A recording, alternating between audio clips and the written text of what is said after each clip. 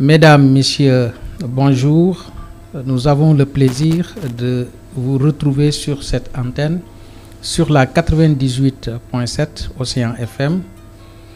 Comme tous les dimanches, nous recevons un acteur de la société civile ou un acteur politique pour discuter, échanger sur l'actualité, les faits saillants de l'actualité politique. D'abord, nous remercions le directeur de la radio Océan FM et l'ensemble des auditeurs qui nous suivent, surtout nos fidèles auditeurs. À la présentation, Abdou Diouf. Aujourd'hui, nous avons le plaisir de recevoir M. Amar Yaya Sall. Bonjour, M. Sall. Bonjour, M. Diouf. Tout le plaisir est pour moi. Et je vous remercie pour l'invitation à Océan FM. Je remercie également M. le directeur Abdoulaye Diop. Abdoulaye Diop pour cette invitation. Merci. Alors, on va, comme d'habitude, on va passer à la présentation de l'invité. Alors, qui est Amar Yaya Sall? Il est agropasteur et tête de la liste indépendante Adou Diam, AGI. Il est un militant du développement durable, du progrès et de la justice sociale. Avec cette brève présentation, vous pouvez rajouter quelque chose, M. Sall? Merci, M. Diouf, pour cette présentation. Je dirais que je suis un homme à plusieurs vies et à plusieurs casquettes. Je pense au chanteur alpulaar Samba Dié Sall, qui avait un de ses refrains où il disait « à la fois de Sariel Nyalani, à la fois de Sariel Walani ». C'est-à-dire qu'il n'y a pas d'endroit où le petit Sall a séjourné. Il n'y a pas d'endroit où le petit Sall n'a pas séjourné le matin. Il n'y a pas d'endroit où le petit Sall n'a pas séjourné la nuit. Et quand je l'écoutais, je pensais qu'il parlait de moi. Tellement que j'ai été un peu partout. Je peux dire que j'ai fait tout le Sénégal. Ça, c'est clair, j'ai fait toutes les 14 régions du Sénégal. Et j'ai eu également le privilège d'avoir travaillé, d'avoir aussi visité tous les 5 continents. Et je pense que ce n'est pas donné à tout le monde. Et j'ai eu également le privilège d'avoir un parcours professionnel très riche. J'ai été ouvrier agricole, j'ai été plongeur, j'ai été manœuvre donc de la première catégorie, j'ai été alphabétiseur, j'ai été gestionnaire administrateur de société, entrepreneur, et j'ai été également directeur d'ONG internationale, dont une qui était basée à Washington, où j'ai dirigé 15 pays, en fait, qui étaient dans la lutte contre le VIH-Sida. Dernièrement, ici même au Sénégal, j'étais directeur au corps de la paix américain, directeur du programme de développement économique communautaire.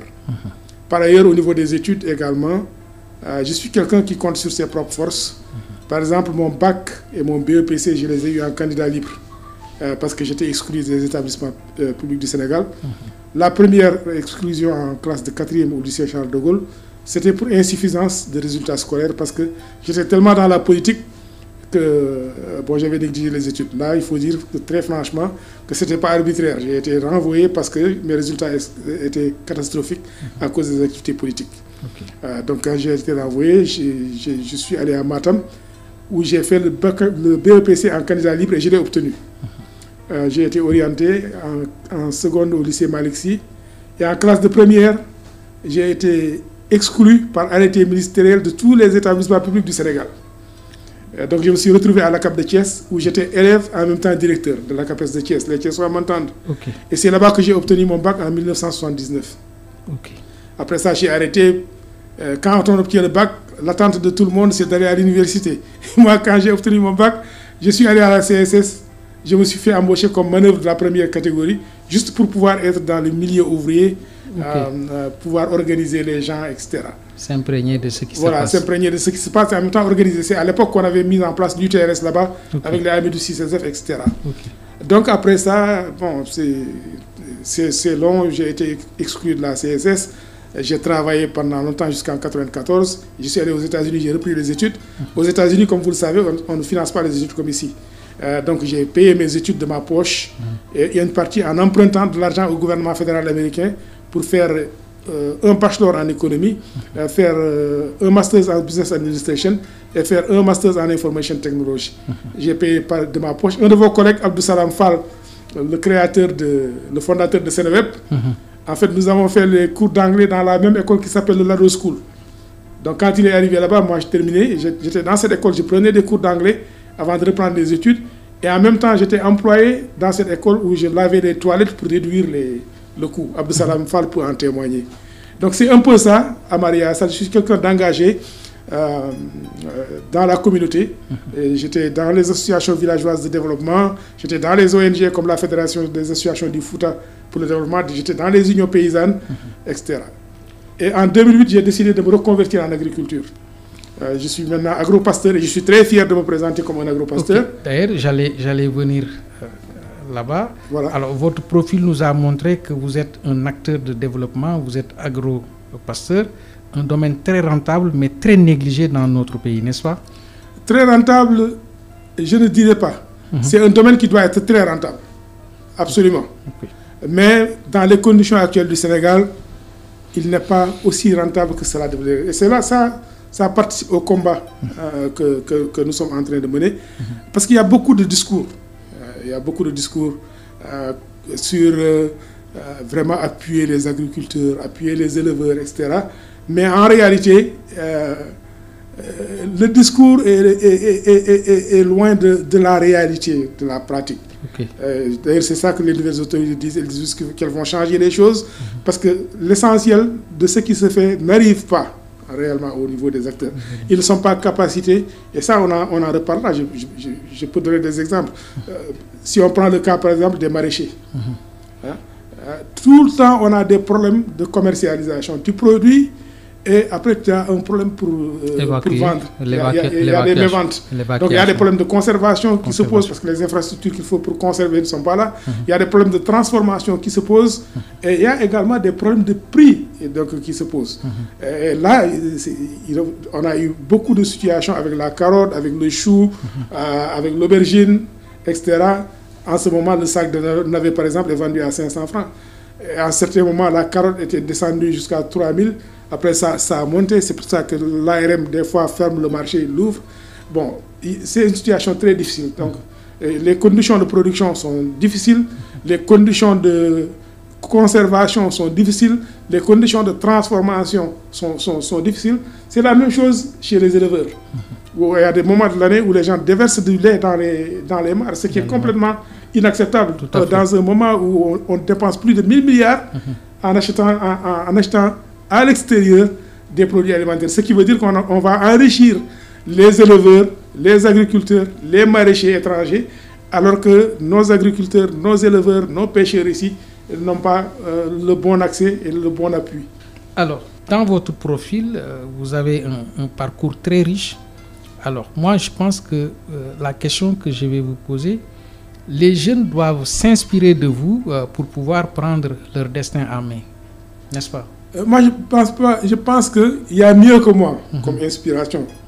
Les jeunes doivent s'inspirer de tous ces millions de Sénégalais qui sont restés au Sénégal, qui n'ont jamais bougé, mais qui ont réussi leur vie ici et on n'en parle pas. Et je disais par rapport au drame de ces jeunes-là, nous sommes complètement en désaccord avec la façon dont les gens analysent le phénomène de l'immigration clandestine. Tout le monde va dire, oui, c'est parce que les gens partent parce qu'ils sont désespérés. C'est faux, c'est archi faux. Okay. Les gens partent parce qu'il y a ce que j'appellerais, je ne sais pas si c'est du bon français, les gens partent parce qu'il y a ce qu'on appelle un surespoir. Les gens partent parce qu'ils sous-estiment ce qui se fait ici. Ils ne voient pas ce qui se fait ici. Vous voyez les Sénégalais qui sont restés au Sénégal, qui ne sont jamais partis au Sénégal. Des gens comme vous et d'autres. Ce qu'ils règlent comme problème, mais tout le monde, le gouvernement, les hommes politiques, la presse, tout le monde n'en a que pour les gens qui sont partis. Pour dire que nous sommes au Sénégal, nous sommes fait etc. La façon dont on présente les gens, c'est normal qu'il y ait ce surespoir au niveau des jeunes.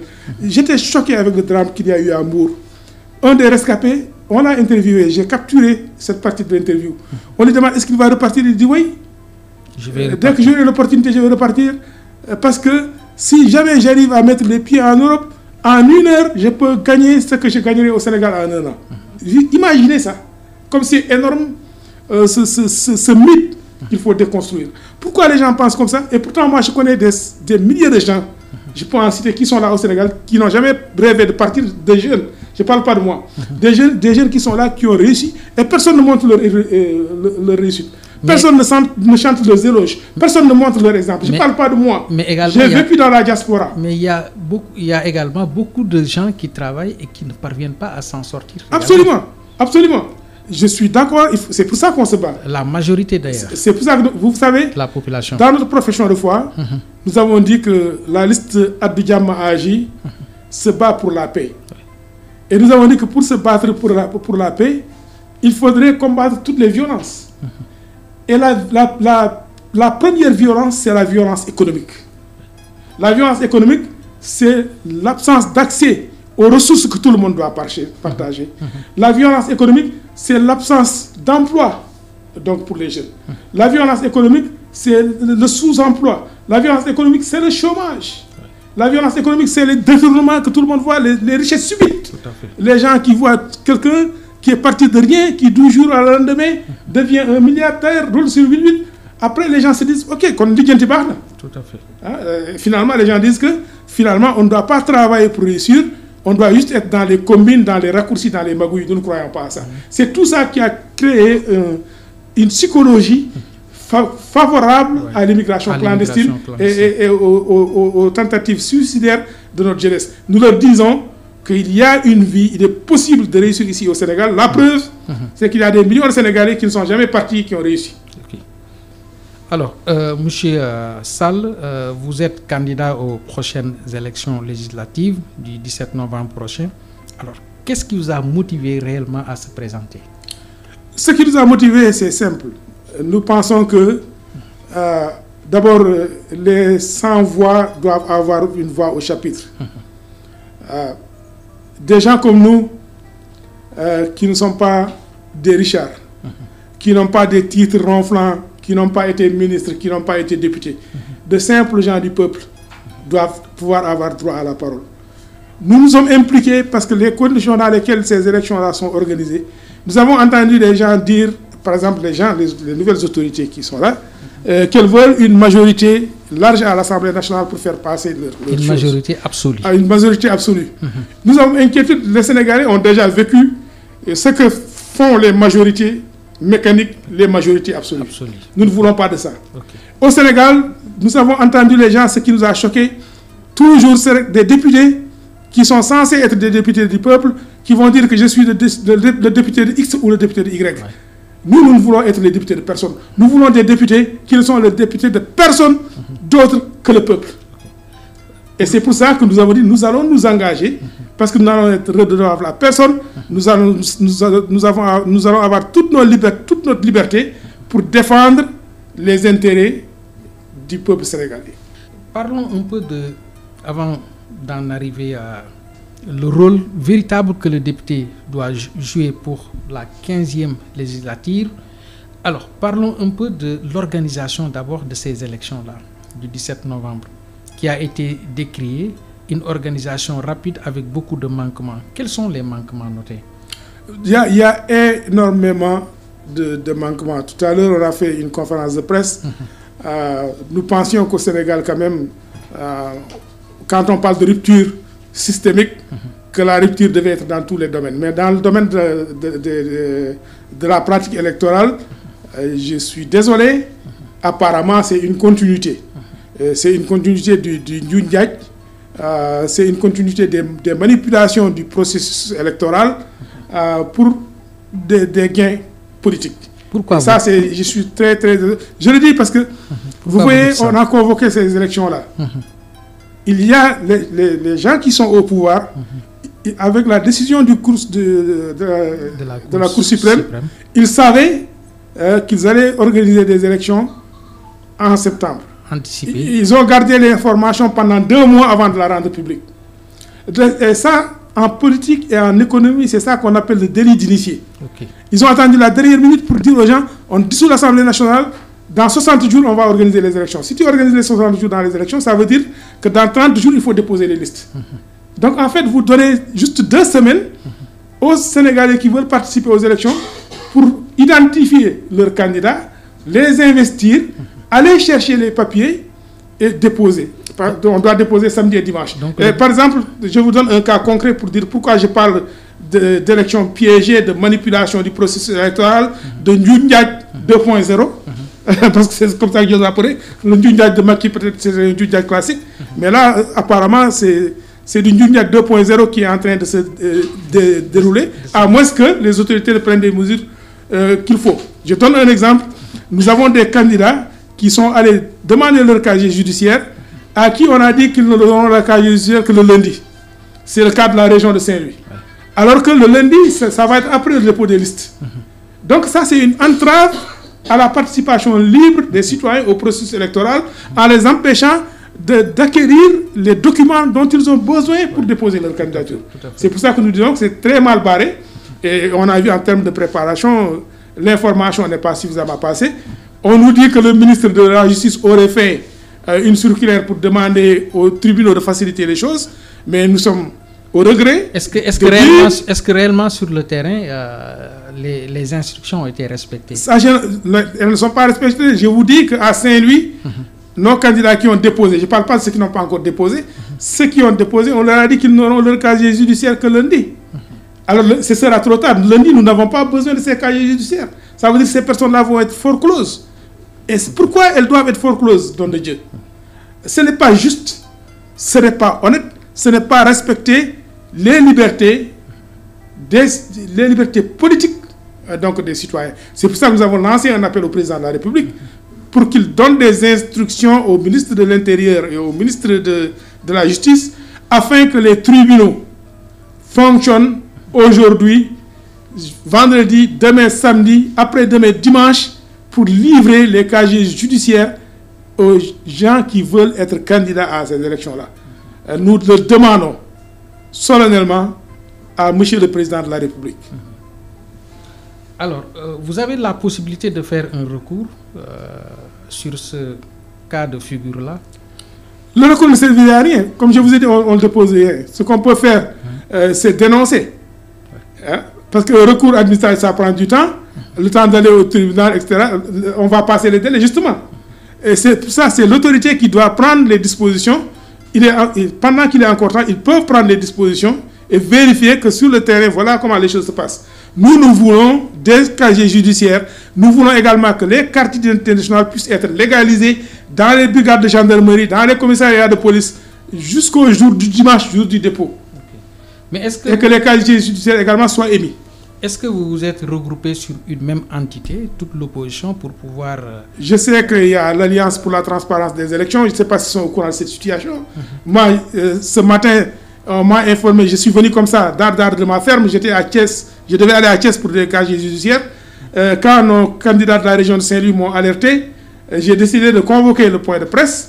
Je ne sais pas si les autres vivent la même situation, mais la liste Abdou Diam a agi, vit cette situation-là. Et il n'y a pas le temps d'aller faire des palabres là-dessus. J'ai dit qu'il faut tirer sur la sonnette d'alarme et pour que les autorités prennent les dispositions qu'il faut pour que les droits des citoyens sénégalais à compétir librement pendant ces élections-là soient préservés en facilitant, en garantissant leur accès aux documents administratifs exigés pour déposer une candidature. Ok. Vous êtes candidat indépendant. Alors, quelles sont vos chances pour conquérir la voix des Sénégalais au moment où d'autres partis se forment en coalition? Bon, nos chances dépendent des Sénégalais. Et, en tout cas, nous sommes très optimistes parce que nous constatons que les électeurs sénégalais sont en avance sur les hommes politiques. En général, les électeurs sénégalais, ils se taisent, ils regardent. Les Sénégalais ont appris beaucoup de choses. Et à chaque élection, moi je suis agréablement surpris parce que je me rends compte que les électeurs sénégalais de plus en plus sont conscients de leurs responsabilités dans les choix qu'ils font. Ils ne parlent pas comme les hommes politiques. Nous ne sommes pas des politiciens professionnels. Ils se taisent et le jour des élections, ils font librement leur choix. Nous pensons que si nous sommes entendus, les électeurs sénégalais nous feront justice en nous confiant leur vote. Il est vrai que nous n'avons pas de 8-8, nous n'avons pas d'argent à distribuer, nous n'avons pas de titres prestigieux, mais nous sommes des hommes et des femmes dignes qui vivent de la sueur de leur travail et qui comptent exclusivement sur leur propre force. Ok. Monsieur Sall, on a constaté ces temps-ci que des coalitions sont en train de se former au niveau de l'échiquier politique. Et ce qu'on constate, c'est des formations à la va-vite. Les gens n'ont pas eu le temps de dérouler un programme. Est-ce que ça, c'est pas un handicap pour partir aux élections législatives? C'est un grand handicap. Et je pense que c'est d'ailleurs une des raisons qui ont fait que les nouveaux régnants ont enfermé tout le monde dans des délais quasiment impossibles. C'est pour empêcher justement à l'opposition et aux indépendants d'avoir le temps de s'organiser, de se parler. C'est fait exprès. Et c'est pour ça que nous parlons de d'initier. Maintenant, nous avons un problème aussi avec ces coalitions-là parce que finalement, la pratique du tout sauf est une pratique détestable qui vraiment maintient le Sénégal otage des politiciens. Regardez les coalitions qui sont en train de se former. Vous verrez des gens qui n'ont absolument rien à voir avec les uns et les autres du point de vue de la vision, oui, etc. Mais c'est juste l'idéologie. Je ne parle même pas d'idéologie, je parle simplement de vision, et d'ambition et de pratique. Comment ces gens-là peuvent se retrouver juste au nom d'un électoralisme, du jour au lendemain, se retrouver ensemble pour dire qu'ils vont... C'est ça qu'il faut abolir. C'est pour ça que nous avons fait le choix d'avoir une liste indépendante. Mais est-ce qu'avec un Sénégal où pratiquement les électeurs maintenant sont tellement éveillés, sont mûrs, est-ce qu'ils ont la chance de briguer leur suffrage? Absolument. C'est pour ça que nous nous sommes engagés. Nous, justement, nous comptons... Non, les coalitions à la va-vite. Ah oui, non, les coalitions à la va-vite, elles peuvent, j'espère. J'espère qu'elles seront dessus. Je l'espère. Les coalitions à la vie, c'est maintenant, comme je l'ai dit, moi, en tout cas, ma conviction, c'est que l'électeur sénégalais est plus en avance que l'homme politique sénégalais.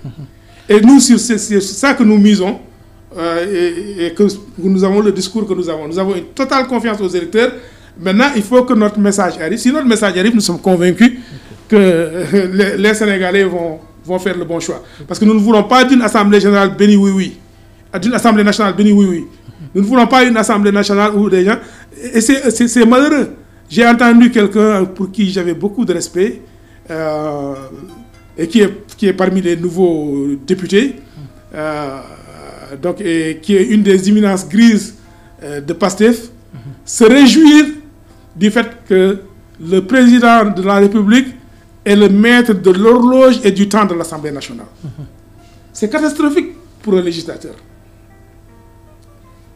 Pourquoi vous dites et ça, nous, si jamais on est élu, c'est une des choses qu'on va faire. C'est une des réformes qu'on va faire dans le règlement intérieur de l'Assemblée nationale. Et puis, on va aussi, même au niveau de la Constitution, le président de la République ne peut pas et ne doit pas être le maître de l'horloge et du temps de l'Assemblée nationale. Légalement, aujourd'hui, c'est ça. Mais ça c'est quelque chose qu'on doit enlever. C'est aberrant. Et c'est triste et scandaleux qu'un député se félicite du fait que le président de la République est le maître de l'horloge et du temps de l'Assemblée nationale. Et ça, c'est vraiment un crime contre la séparation des pouvoirs. Et c'est aussi un affaissement de l'Assemblée nationale. Alors donc, si vous êtes élu député durant la 15e législature, alors quel type de député devons-nous avoir? Nous voulons des hommes et des femmes libres. Des gens pour qui la politique n'est pas pour se servir, mais pour servir. Tout à fait. Des gens pour qui la politique n'est pas une profession. des gens qui refusent d'être les députés, encore une fois, je le répète, de X ou de Y, mais qui vont être les députés du peuple. On les et seulement, leur loyauté va seulement et seulement au peuple, et à personne d'autre. C'est le type de députés que nous voulons. Des députés dont la loyauté est exclusivement au peuple. Pas à un parti, pas à un leader, etc. Et les Sénégalais veulent ces genres de députés-là, ça c'est sûr. C'est ça que nous appelons de nos forces et c'est pour ça que nous nous battons. Parce que les Sénégalais aspirent maintenant au changement dans tous les domaines. Absolument. Nous croyons à ça et c'est pour ça que nous nous sommes engagés dans cette course. D'accord. Alors, je rappelle à nos chers auditeurs que nous recevons Amar Yaya Sall. Il est agropasteur et tête de la liste indépendante Adou Diam Agi. Il est également un militant du développement durable, du progrès et de la justice sociale. Monsieur Sall, si vous faites la différence entre candidat indépendant et coalition, vous nous direz quoi? Quelle est la différence entre ces deux entités-là? Parce que un candidat indépendant va seul avec sa propre liste. Et la coalition, une coalition de partis, alors toujours il y a un problème, surtout sur les référentiels et autres. Quelle est la différence entre ces deux types de candidatures-là? Il y a d'abord une différence énorme parce que les coalitions, c'est une affaire d'état-major politique. Ouais. Parce que c'est les états-majors qui discutent, c'est pas les militants, c'est pas la base, c'est les états-majors donc qui discutent. Il n'y a pas de problème avec les coalitions sur le principe, mais j'ai un problème avec les coalitions telles qu'elles sont pratiquées au Sénégal. C'est seulement une affaire d'état-major, c'est les soi-disant leaders qui discutent entre eux pour dire qu'ils vont s'associer. Deux, c'est des rassemblements soupoukandia, c'est-à-dire qu'on retrouve du tout là-dedans. C'est des gens qui, dans la vie, n'ont rien à voir l'un avec l'autre, qui circonstanciellement décident de se mettre ensemble pour des gains politiques, avoir des députés à l'Assemblée nationale. Alors qu'une liste indépendante, ça regroupe, d'abord, ce n'est pas des états-majors, c'est des hommes, c'est des individus qui, de façon libre, s'associent sur la base d'une vision et d'une ambition qu'ils partagent. C'est des personnes qui sont sur les listes indépendantes, leur seule loyauté va au peuple, mais pas à un parti, pas à une association, pas à un dirigeant, quel que soit le talent de ce dernier. Et ça, c'est une différence fondamentale. Oui. Et ça, c'est important. Alors, M. Sall, est-ce qu'on peut gagner une élection au Sénégal sans coalition? Nous espérons être la surprise et démontrer cela. C'est pour ça que nous sommes engagés. C'est possible.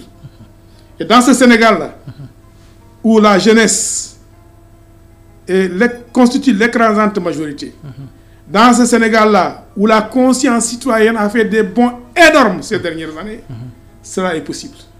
La bataille sera à quel niveau pour les partis indépendants?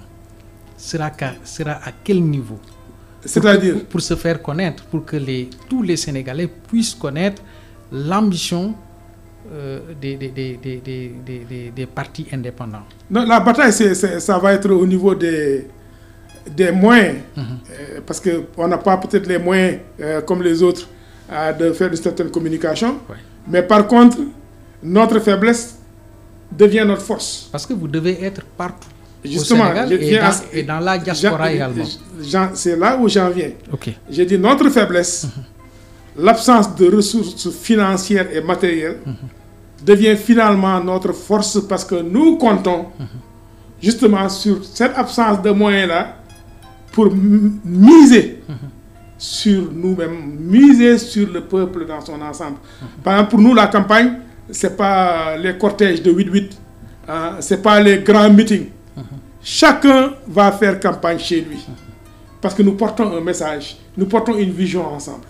Donc on n'aura pas besoin de déplacements comme les autres. On n'a pas besoin peut-être d'avoir de grosses manifestations. Donc c'est quelque chose de proximité. Et nous voulons justement que le peuple fasse de notre campagne sa propre affaire. Et c'est ça qui va faire la différence entre nous et les autres. Okay. Et où en êtes-vous avec la bataille médiatique? Nous essayons de communiquer. Comme vous avez vu, nous sommes très actifs sur les réseaux sociaux. Et également, quand il y a des choses à dire, on le dit. On a des entretiens avec la presse, on fait des conférences de presse, on fait des points de presse, on utilise les réseaux sociaux, etc. Donc c'est ça qu'on fait. Mais comme je le dis encore une fois, le plus important pour nous, c'est qu'au niveau des villages, au niveau des villes, dans les quartiers, dans les ateliers, dans les usines, que les gens se parlent entre eux pour voir l'urgence d'avoir une Assemblée nationale qui ne soit pas une Assemblée nationale docile et servile et asservie. Une Assemblée nationale où il y a une majorité de femmes et d'hommes libres qui décident par eux-mêmes et décident seulement et seulement sur la base des intérêts du peuple sénégalais. Alors, M. Sall, le Premier ministre Ousmane Sonko a fait une déclaration tout récemment en disant qu'il n'a pas besoin maintenant de coalition pour partir à ces élections législatives. Donc vous, en tant que candidat indépendant, vous avez raison sur les autres partis qui voulaient faire la coalition avec le parti au pouvoir. Le premier ministre Ousmane Sonko, en réalité, n'a pas dit ça. Il dit qu'il ne va pas faire de coalition, mais quand même qu'il va prendre des alliés qui vont être sur sa liste à lui. Donc, en fait, ce qu'il demande à ses alliés, c'est simplement de se rallier. Donc, bon, et ces gens ont accepté de se rallier. Bon, je leur souhaite beaucoup de bonne chance. Mais il n'a pas exclu, parce qu'en fait, sa liste, ça va être une coalition qui ne s'appelle pas coalition, parce que la différence avec une coalition, c'est que les autres, aucun autre leadership n'est reconnu. Seul son leadership est reconnu par tous ceux qui vont aller sur sa liste. Mais en fait, sa liste, comme il l'a décrite, c'est une liste de coalition. J'ai entendu des gens comme le ministre Guirassy, j'ai entendu des gens, d'autres gens qui disent qu'ils vont aller sur la liste de PASTEF. Et j'ai entendu les leaders de PASTEF pour dire que certains de leurs alliés, entre guillemets, vont être sur la liste. Donc en fait, c'est une coalition qui ne dit pas son nom, parce qu'elle veut imposer donc, le leadership de PASTEF et le leadership de Ousmane Sonko, et faire passer les alliés au statut de ralliés. Okay. Mais est-ce que réellement ces leaders doivent accepter, on les impose de venir directement et de laisser complètement leur parti? Est-ce qu'ils devaient normalement accepter et essayer de prendre leur destin en main et d'aller sur le terrain, essayer de gagner avec un programme le suffrage des Sénégalais? Oui, mais je ne sais pas s'ils devaient l'accepter ou pas, ça c'est leur choix. Mais je suis attristé. Je suis attristé parce que je considère comme du djebelou en politique. Je suis attristé que des gens qui ambitionnent un jour de diriger du Sénégal se mettent à ramper comme ça. Okay. Et pourtant, c'est à eux de choisir. Et pourtant, certains ne sont pas d'accord sur cette pratique-là. Et ils ont clamé ça haut et fort. Ils ne sont pas d'accord, ils n'ont qu'à assumer. Okay. Ça, vraiment, c'est leur responsabilité. Moi, ce que je dis simplement, c'est que c'est triste. C'est triste de voir des gens qui prétendent exercer un certain leadership au niveau de notre peuple, que ces personnes-là acceptent certaines choses. Et qu'est-ce que ça démontre? Ça démontre que ces politiciens-là ne visent que leur intérêt. En partie, on peut le lire comme ça. Oui, on peut le lire comme ça. Et c'est pour ça que je dis, bon, quand on fait de la politique une profession, c'est pas étonnant qu'on arrive à des combines comme ça. Ça, c'est des combines. Ouais. Et nous ne croyons pas aux combines. Ok. Alors, l'émission tire à sa fin. Vous avez... nous sommes à 34 minutes. Alors, donc, on va aborder d'autres volets.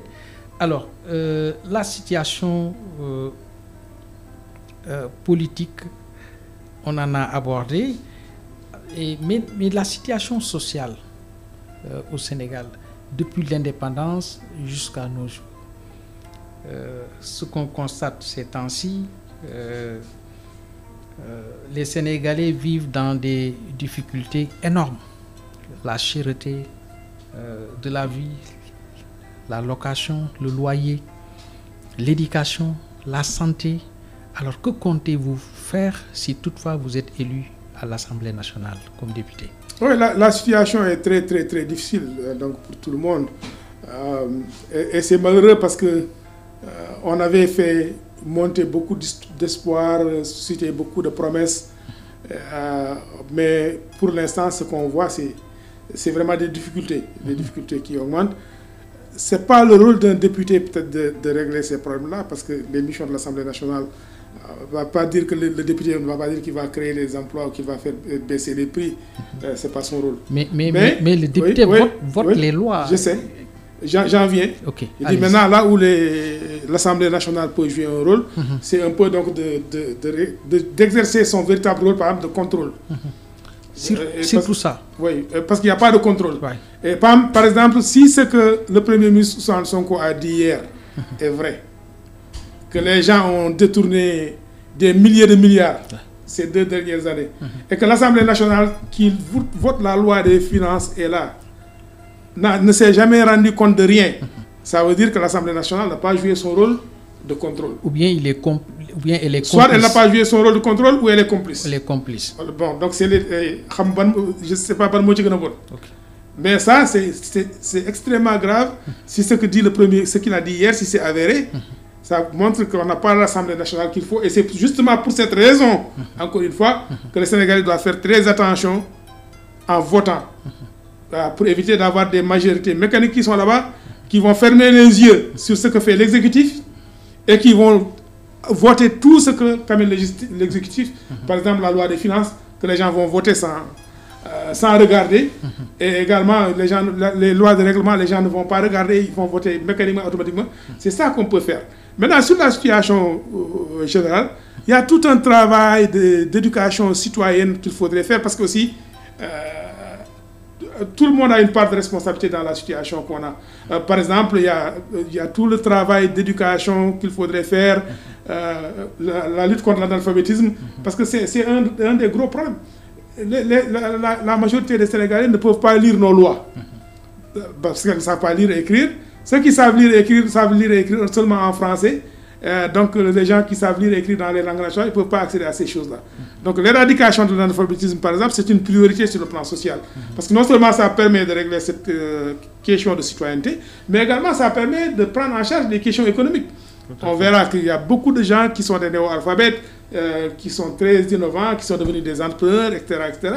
Donc sur le plan de la santé également, tout ça, la lutte contre l'analphabétisme permet également de prendre en charge donc les questions. Donc la rupture, c'est ça. Il faut changer d'approche et savoir que ce ne sont pas les hommes providentiels qui vont résoudre les problèmes de notre pays. C'est notre peuple conscient, organisé et mobilisé qui peut résoudre les problèmes. Et c'est à ça que nous croyons, et c'est pour ça que nous avons le type de liste que nous avons. Okay. Et si les députés savaient leur rôle qu'ils devaient jouer à l'Assemblée nationale, je pense qu'ils sont là-bas pour représenter le peuple, pour défendre les intérêts des populations. Donc, ils doivent jouer le jeu carrément. Mais ce qu'on constate, on avait toujours une assemblée où les députés, on les appelait même des députés mécaniques. Oui. Ils étaient là pour un parti politique, le parti au pouvoir surtout. Alors, la 15e législature, les Sénégalais veulent véritablement un changement. Et ce changement véritable, ils doivent maintenant essayer d'élire des députés qui vont défendre leurs intérêts, des députés qui sont là pour l'intérêt général et non l'intérêt particulier d'un parti politique. Absolument. Je le dis et je le répète, nous c'est ça notre conviction, que des députés ne doivent pas être les députés, même s'ils sont élus sur la liste d'un parti ou d'une coalition. Une fois qu'ils sont élus, ils doivent être des députés du peuple. Et leur loyauté doit aller au peuple, pas à un individu, pas à un parti, pas à une association.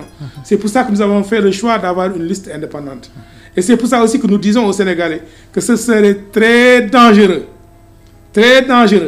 de donner une majorité mécanique aux gens qui sont au pouvoir. Ce serait dangereux. C'était bien qu'il y ait une Assemblée nationale équilibrée. Hein? Mais vraiment, ce serait très dangereux de donner une majorité mécanique. C'est lourd. D'autant plus qu'on a entendu des députés de ceux qui sont nouvellement au pouvoir vraiment se féliciter du fait que le président de la République est le maître du temps, de l'horloge et du calendrier de l'Assemblée nationale. Ce qui est un scandale. Et ça ne présage de rien de bon. Quand des députés raisonnent déjà comme ça ne présage de rien de bon. Okay. Alors, M. Sall, vous avez une lecture sur la dissolution de certaines institutions, je peux même les citer, le HCCT et le CESE, Conseil économique, social et environnemental. Alors, le président a pris un décret et a complètement écarté les patrons de ces deux institutions-là. Quelle lecture avez-vous fait? J'ai deux niveaux de lecture donc de cette question. Je suis 100% d'accord avec la dissolution du Haut Conseil des collectivités territoriales et du Conseil économique et social. Je suis 100% d'accord avec ce principe-là. Pourquoi? Parce que simplement, d'abord, on ne voit pas tellement dans la réalité, en tout cas moi, agro-pasteur qui suis à Darnoué, je ne sens pas dans ma vie, je n'ai pas senti le travail du Conseil économique et social et du HCCT. Je ne l'ai pas senti. Et je suis sur le terrain, je suis un agro-pasteur, je suis dans les organisations de développement à la base, je suis dans la société civile, je n'ai pas senti. Je ne sais pas ce qu'ils font. Et donc je trouve vraiment qu'on peut mieux faire.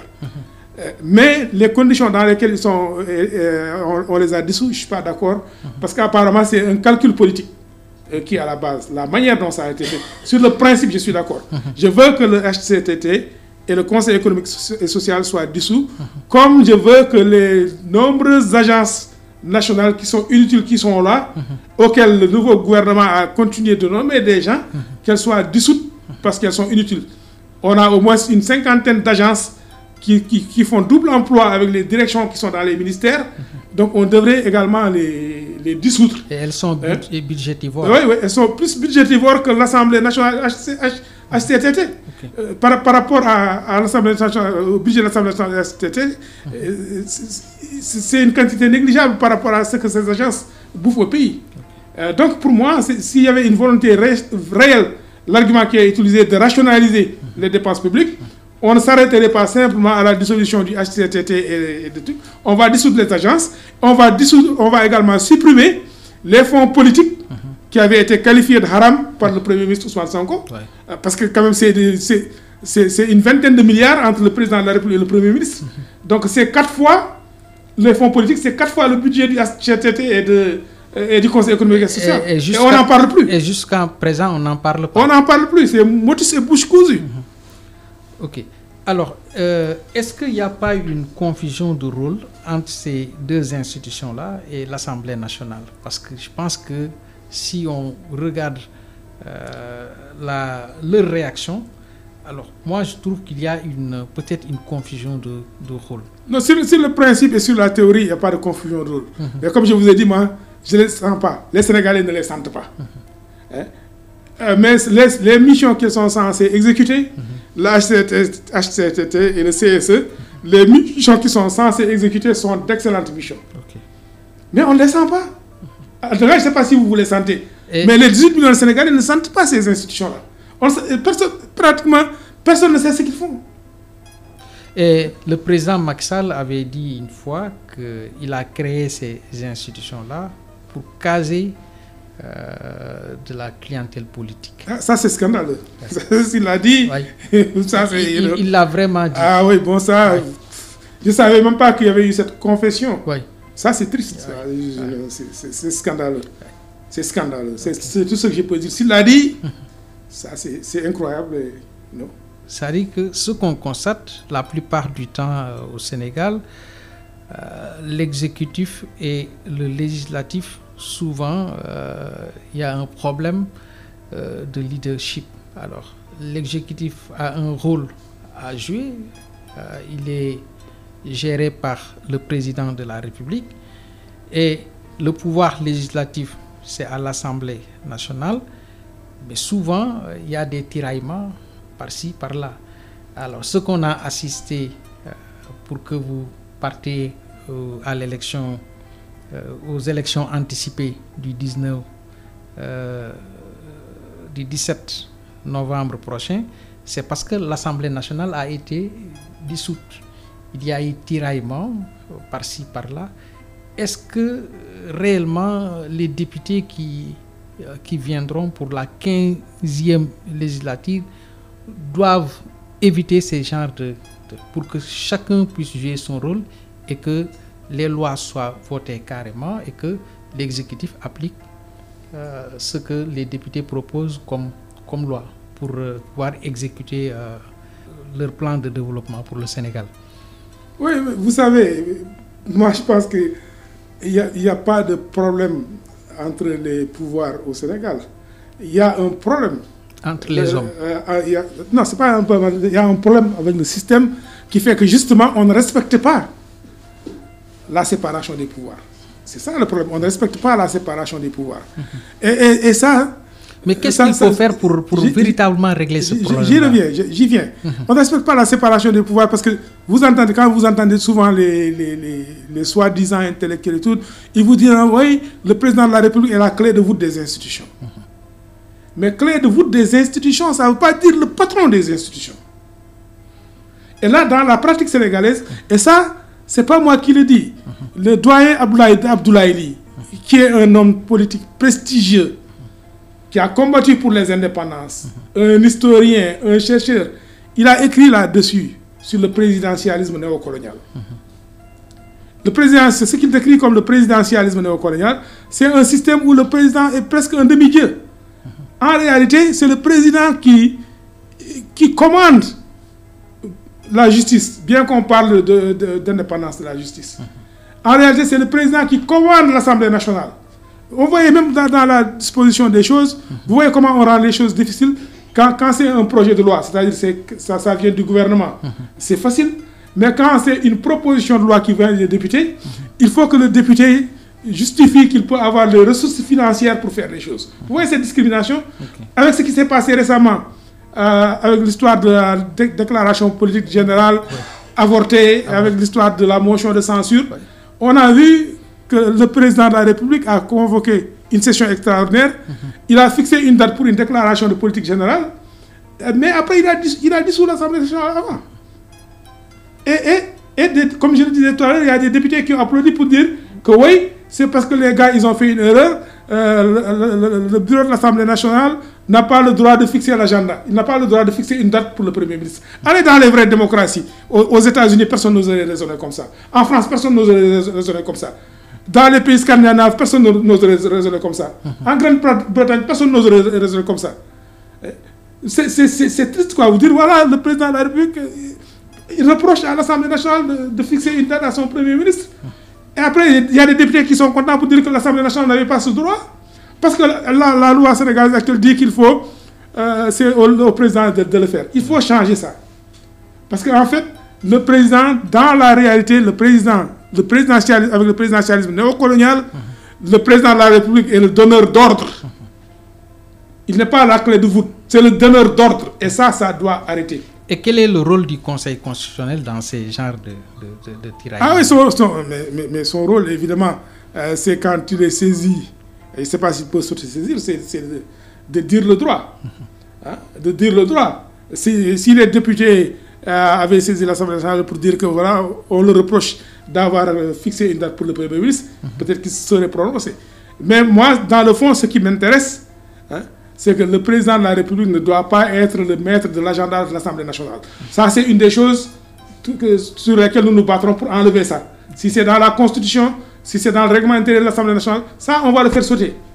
Pour justement enlever cette hypertrophie et cette superpuissance du président de la République sur son hégémonie sur les autres institutions qui doivent être d'égale dignité. comme la justice et l'Assemblée nationale. Ok. Alors, on a organisé des assises de la justice. Alors, je pense que ce point-là a été tenu en compte. Je ne pense pas. Et vous avez parlé de la justice, ça me rappelle malheureusement le décès du doyen Amadou Mokhtar Mbow, donc décédé hier à 103 ans. Donc je présente mes condoléances à toute sa famille et à tous les Sénégalais. Un grand monsieur. Qui toute sa vie s'est battu pour tout le Sénégal. Et c'était un peu le mastermind des assises nationales. Ouais. Et justement, les assises nationales et la CNRI, la Commission nationale sur les réformes, que dirigeait le président Amadou Mokhtar Mbow, qui vient de nous quitter, a fait d'excellentes propositions dans ce domaine-là. Et ces propositions-là, le candidat Bassirou Diomaye Faye avait signé par le professeur Ndiaye, Sidi Ndiaye, qui le représentait. Il avait signé, je l'ai vu live, quand il fait son discours, signé pour dire qu'il était pour l'application des recommandations de la CNRI. Okay. Et une des recommandations de cette CNRI-là, c'était que le président devait quitter le Conseil supérieur de la magistrature. Ouais. Et le président Diomaye a fait comme Macky. Et finalement, au début, il a dit ni oui, ni non, je suis réfléchi là-dessus, ça dépendra de ce que les magistrats vont décider. Et finalement, il a décidé de rester comme président du Conseil supérieur de la magistrature pour aussi nommer après ces magistrats.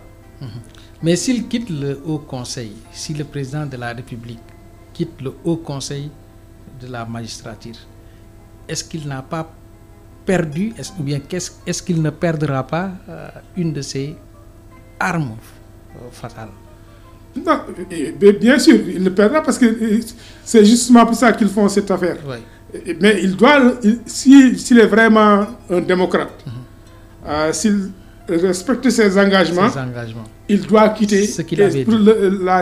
L'indépendance de la justice au Sénégal passera par le départ du président de la République du Conseil supérieur de la magistrature. C'est une des conditions pour l'indépendance véritable de la justice.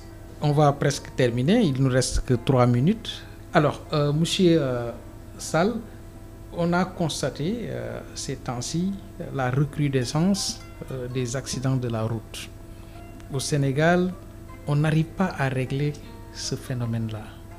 Et ce qu'on constate depuis vraiment le président Macky Sall en matière d'infrastructure, il en a beaucoup fait.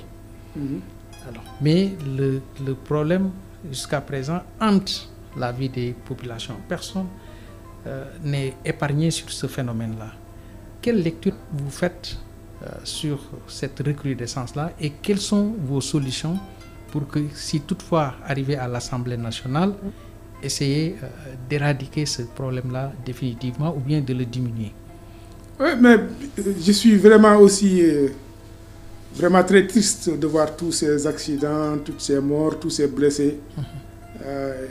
Et puis, c'est comme s'il y avait quelque chose qui se passait quelque part d'inexplicable. Et vraiment, et c'est dommage que ça ne fasse pas aussi l'objet de réflexion, comme la réflexion à laquelle vous m'invitez, d'objet de réflexion de la part de la société politique, de la société civile. Voilà des questions comme l'immigration clandestine, les accidents tragiques qui se multiplient tous les jours. Personne n'en parle. On est plutôt intéressé par le code électoral, le truc, etc. Moi, je pense que cette situation-là, il y a 3 choses. Et là, ceux qui aspirent à être des députés du peuple doivent en parler. Absolument. C'est pour ça que je vous dis que nous en parlons. Et c'est pour ça que je dis que pour moi, si je regarde cette situation-là, je dis qu'il y a 3 choses qu'il faudrait prendre en compte.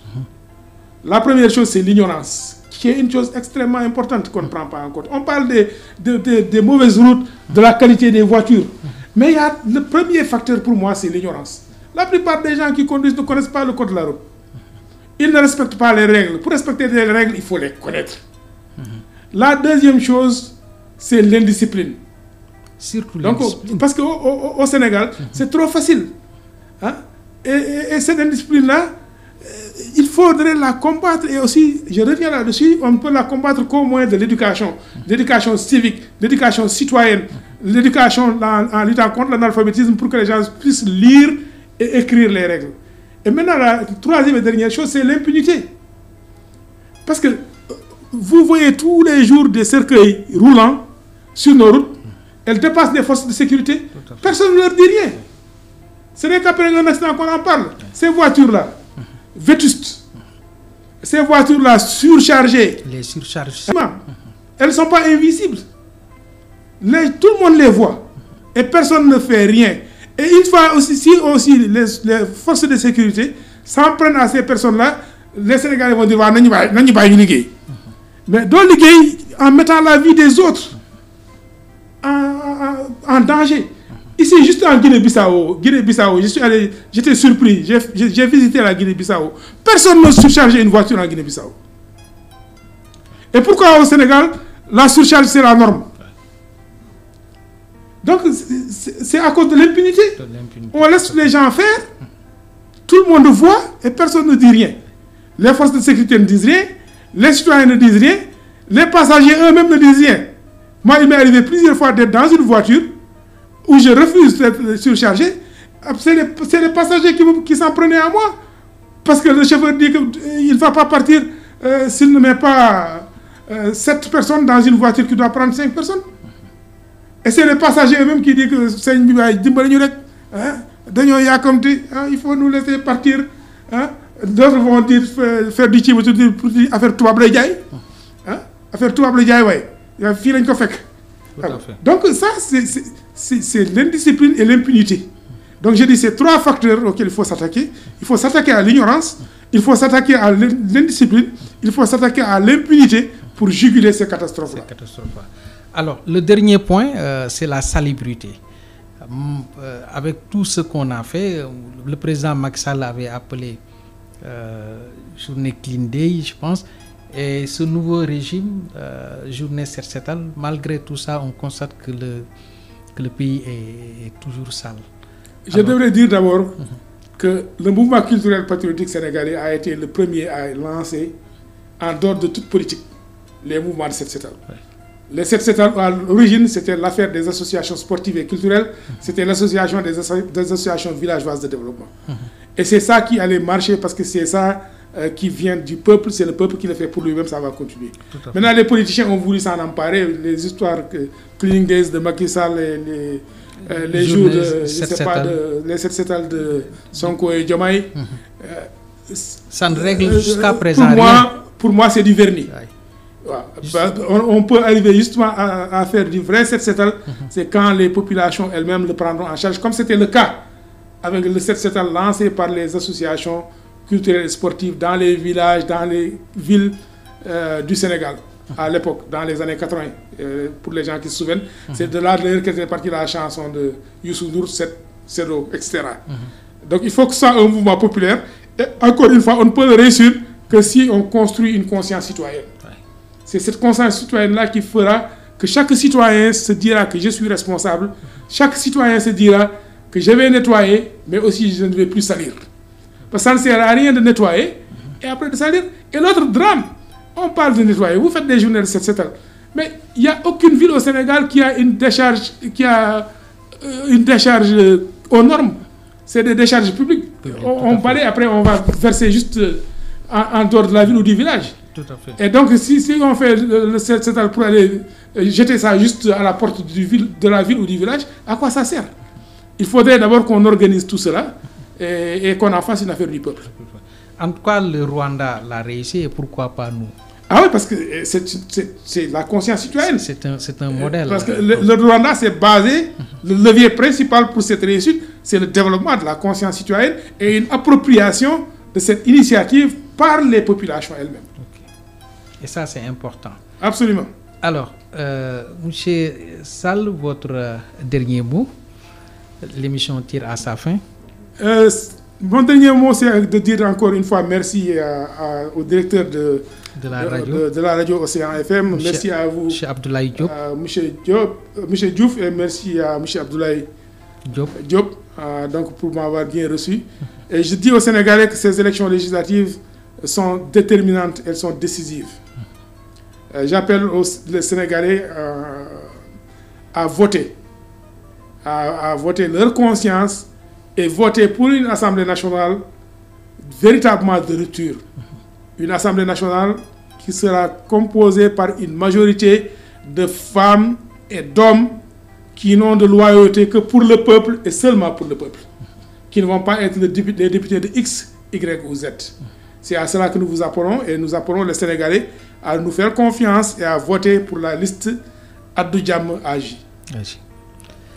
Merci, M. Sall. Je rappelle à nos chers auditeurs que nous recevions M. Amar Yaya Sall, qui est un agro-pasteur à la tête de la liste indépendante Abdou Diam AJ. Il est également un militant du développement durable, du progrès et de la justice sociale. C'était un plaisir de vous recevoir sur cette antenne, sur la 98.7. Nous remercions également nos chers auditeurs. Nous remercions également le directeur de la radio et le rédacteur en chef Moussa Niang. La partie technique a été assurée par Ibrahim Diop. Le présentateur vedette de cette émission, Abdou Diouf. À dimanche prochain pour un autre numéro.